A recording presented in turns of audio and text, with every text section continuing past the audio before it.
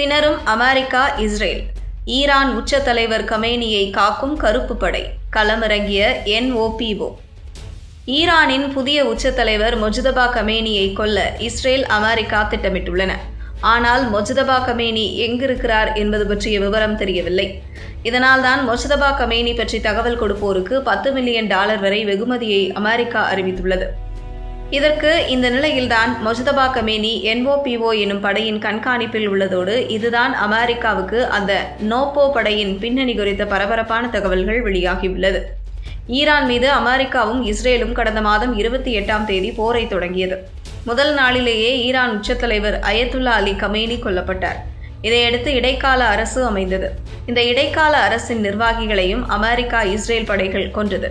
இதையடுத்து ஈரானின் புதிய உச்ச தலைவராக மொஜ்தபா கமேனி தேர்வு செய்யப்பட்டுள்ளார். இவர் மறைந்த அயத்துல்லா அலி கமேனியின் மகன் ஆவார். மொஜ்தபா கமேனியின் தேர்வை இஸ்ரேல், அமெரிக்கா விரும்பவில்லை. இதனால் அவரையும் கொல்வோம் என்று இஸ்ரேல் அறிவித்துள்ளது. அதேபோல் அமெரிக்காவும் அவரை தீர்த்து கட்ட திட்டமிட்டுள்ளது. மொஜ்தபா கமேனி உச்சபட்ச தலைவராக தேர்வான பிறகு இன்று வரை பொதுவெளியில் தோன்றவில்லை. இதனால் மர்மம் நீடிக்கிறது. நேற்று முன்தினம் மொஜ்தபா கமேனி அறிக்கை தொலைக்காட்சியில் தோன்றி நாட்டு மக்களிடம் உரையாற்ற உள்ளதாக தகவல்கள் வெளியானது. ஆனால் அது நடக்கவில்லை. மாறாக மொஜ்தபா கமேனியின் அறிக்கையை செய்தி வாசிப்பாளர் வாசித்தார். அதில் ஈரான் சரணடையாது தங்களை தாக்கும் நாடுகளுக்கு உரிய பதிலடி கொடுக்கும் என்று அவர் கூறியிருந்தார்.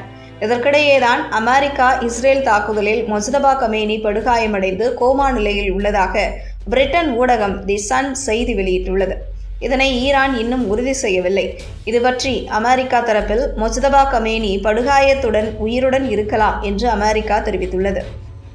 இருப்பினும் மொஜ்தபா கமேனி எங்கிருக்கிறார், எப்படி இருக்கிறார், உயிருடன் இருக்கிறாரா, படுகாயமடைந்துள்ளாரா, கோமா நிலையில் உள்ளாரா என்பது பற்றிய விவரம் தெரிந்தவில்லை. அவர் இருக்கும் இடம் மிகவும் ரகசியமாக வைக்கப்பட்டுள்ளது.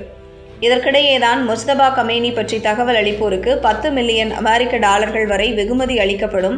இது நீதிக்கான வெகுமதி திட்டத்தின் கீழ் வழங்கப்படும் என்று அமெரிக்க வெளியுறவுத்துறை அறிவித்துள்ளது.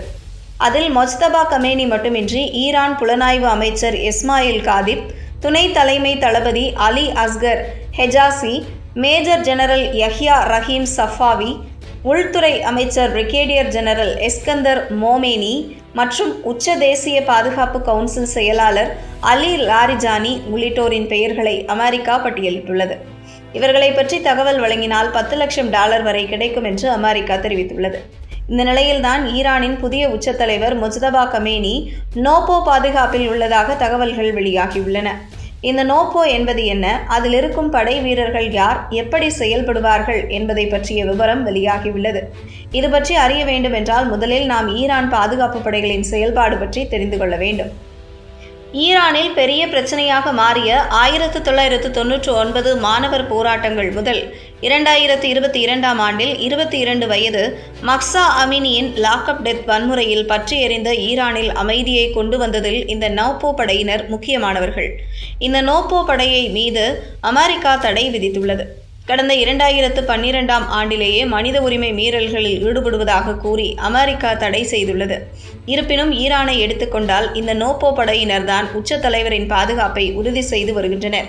அந்த வகையில்தான் தற்போது மொஜ்தபா கமேனி இந்த நோப்போ படையின் கட்டுப்பாட்டில் இருப்பதாக தகவல்கள் வெளியாகியுள்ளது.